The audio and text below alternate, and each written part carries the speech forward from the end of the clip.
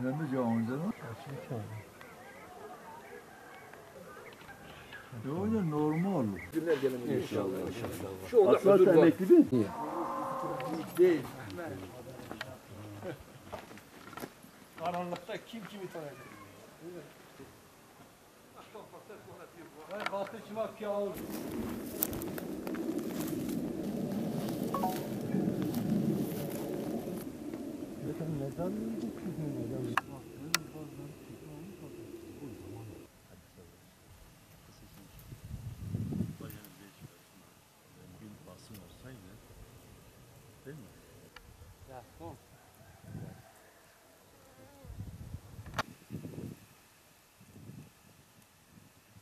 Şimdi 93'te baskın oldu. Baskından terörist bir köye baskın yaptı. Bu eve özellikle bu ev hedefe aldılar. Bu eve özellikle baskın yaptıktan sonra çocuklara içeri koydular. Ateşe verdiler. 2 kişi biz çıkardık, canlı çıkardılar. Diğeri içinde yaktılar. Yani canlı olarak yaktılar. 5 kişi canarak can verdiler. Oğlu 15 yaşındaydı. Ana 45 yaşındaydı. Diğerler de 13, 12. Bir bebek de en küçük bebek 2 aylıktı. En küçük bebek 2 aylıktı. Asaf kardeş. Biz 17 tane kurucuyduk. 12 tane istifa ettiler o zaman kurucular. 12 tane kurucu istifa ettiler. Hatta kardeşim de istifa etti. 7 tane kurucu kaldık. Bizi hedef aldılar. Eşim orada yatıyordu. 3 tane çocuğum çocuklarla. O akşam çocuklarım babamın evine gitmişti. Abimin eşi tek orada kaldı. Benim eşim 3 tane çocuğum 3 ay orada yatıyordu. Tespite göre buna yardım yatırıcı yapan adam tespit etmiş. Eşi yakala, istifa etsin. Rehin al. Geldiler içeride abimin eşini rehin aldılar. Oğlu rehin aldılar. Benim çoluk çocuğum o zaman akşam babamın evine gitmiş. O tek o akşam aşağı eve. Ondan sonra İhsan Karcı'yla beraber şurada yatıyorduk. Bombalar içeride patladı, biz uyandık. Gittik, bu içeri girdi. İhsan Karcı. 3 tane yaralı kurtardı. Eşi rehin almıştı, oğlu rehin almıştı, elindeydi. Yaralı bir tane bebek vardı 3 aylık. Kurşun demişti. Kurşun demişti, biz bilmedik. O yavru işte bağırıyordu, biz bilemedik kurşun demiş. Onu götürdü yan komşuya, orada öldü. 2 yaralı şu anda memur. Bir kız, bir oğlan. 5 ölü. Benim eşim 3 ay orada evde yatıyor. Aynı o evde. Evim boş, bu ev. Niye buna baskın etmedi, ona baskın ettiler. Yardım yatışlık yapan adam demek hedef seçmiş. Zaten yardım yatışlık yapan adam öndeydi. Abim eşi diyordu gelirken içeri yüzü kapalıydı. Kapı açan adam yüzü kapalıydı, sivil adam. Yüzü kapalı. Şu onu o kız anlatıyor, yüzü diyor kapalıydı. O istifa eden kardeşimin evine de baskın etti. Onun yattığı yatağa 100 tane kurşun sıktılar. Öbedullah Karcı. Abim bu şeker fabrikasında çalışıyordu. O akşam yoktu. Kardeşim Murat da trende kalmıştı. O akşam yetişmemişti eve. Abim Muş'tan gelmişti. Yaygında dolmuştan geri dönmüştü. Ayarlama. Yani o akşam hepsi evin içinde vuracak.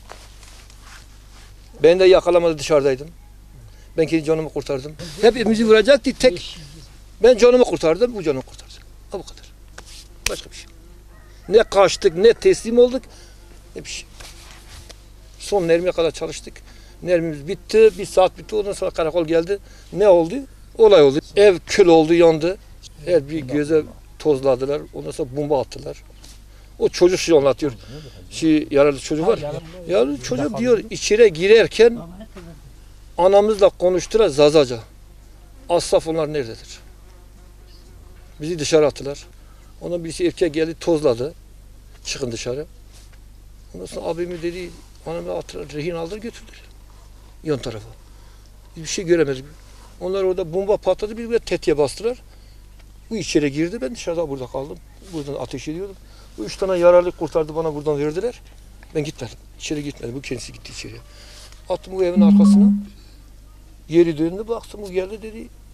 Annesi, oğlu, bir tane bebek, 2 tane kız kayıp, görememiş. 2 tane kız bu çatışmadan silah sesinde içeri kaçtılar.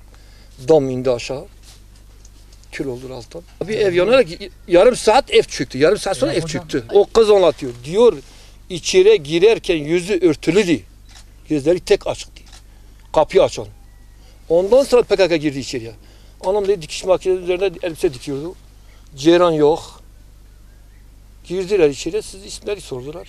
Nerede? O zaman lamba değil. O dedi ben bilmiyorum nerede olduğunu. Onu dışarı çıkarttılar. Ondan sonra bir tane kişi girdi içeri, beyaz bir toz çıkarttılar. Evi tozladılar. Dolabın içine baktılar, silah var mı yok mu? Evin içine, bunu baktılar, biz uyandık, şurada uyandık. Ondan sonra bir tetiğe basınca bu koşarak içeri girdi. İhsan Karcı içeri girdi. Girince bu orada ne yapacağını bilemiyorum. Kimi kurtardı, kimi dışarı attı. Ben dışarıda hiç eve yanaşmadım. Ateş ettim bu duvarın yanında. Hiç eve de gitmedim. Ya buna tozladı, ev yandı. Yarım saat içinde Yandı. ev çöktüler. Yandı. Yarım saat içinde Yandı. ev çöktüler. Bir sabah gittik, topladık kemikleri, kaba koyduk. Sağda kap, kemik. İnsana benzemiyor. Teyzem kızı 40 yaşına girmişti. Oğlu 14 yaşında. Ölen bebek 6 aylık, 3 aylık bir ton hatırlamıyorum. 2 aylık. 2 Küçük, İki tane kızı 5 aylık, bir 5 yıllık, bir de 4 yıllık yaşlı yandılar. 93 Temmuz ayında 8 Temmuz gece saat 11'e çeyrek kaldı. 11'e çeyrek. Ay ışığı yeni çıkıyor tepeye.